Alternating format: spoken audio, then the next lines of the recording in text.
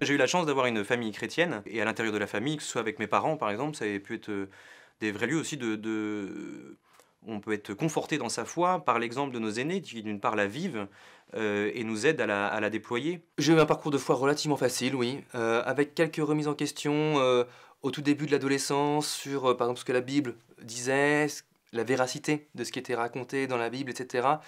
Mais j'ai jamais décroché vraiment de la foi. J'étais dans une famille qui était ouverte à la foi chrétienne, sans pour autant pratiquer. Disons qu'après la confirmation, je me suis surtout dit « Ah, enfin, c'est terminé ». J'ai grandi dans un milieu très porteur, très croyant. Donc j'ai grandi moi dans une famille nombreuse, école catholique, scout d'Europe, servant d'hôtel. Mes parents ont fait le choix de ne pas nous baptiser à la naissance, mais de nous permettre de découvrir la foi au catéchisme. Et on a grandi dans une famille catholique, mais en bougeant pas mal. Mon papa était marin, donc on a eu différentes affectations, donc connu différentes églises, dans le sud de la France, à Toulon, et puis on a fait aussi 2 séjours de 2 ans à Tahiti, et on est depuis 2004 à Versailles.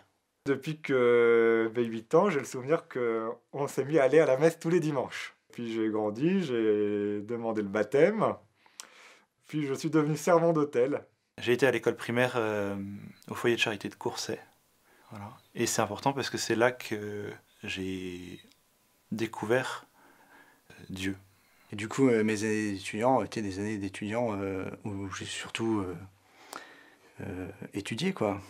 Enfin, plus ou moins. J'ai grandi à Versailles depuis tout petit, et voilà. Et l'école d'architecture m'a permis de voir un autre milieu, un autre environnement que le milieu un peu confiné de Saint-Jean. Mes études de médecine ont été aussi l'occasion d'un peu de mise à distance,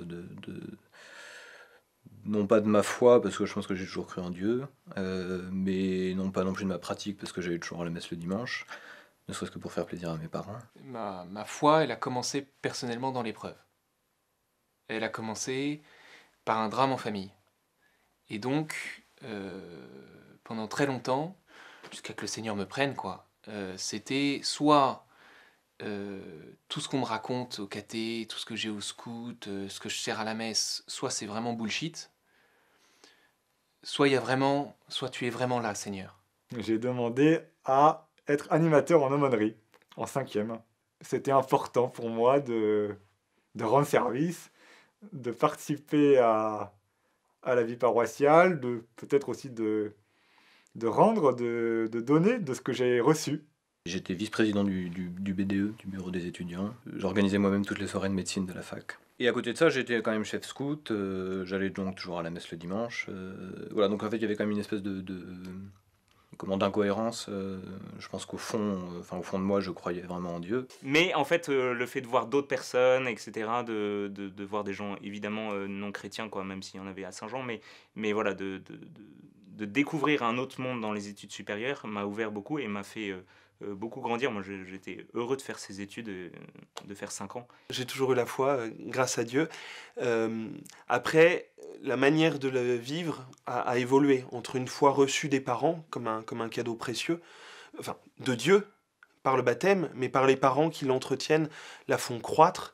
Et puis à un moment où, si je puis dire, on prend la décision personnelle de se dire ce n'est plus seulement parce que mes parents y vont et parce qu'ils me le demandent que je vais à la messe, mais vraiment parce que j'ai ce désir profond d'y aller.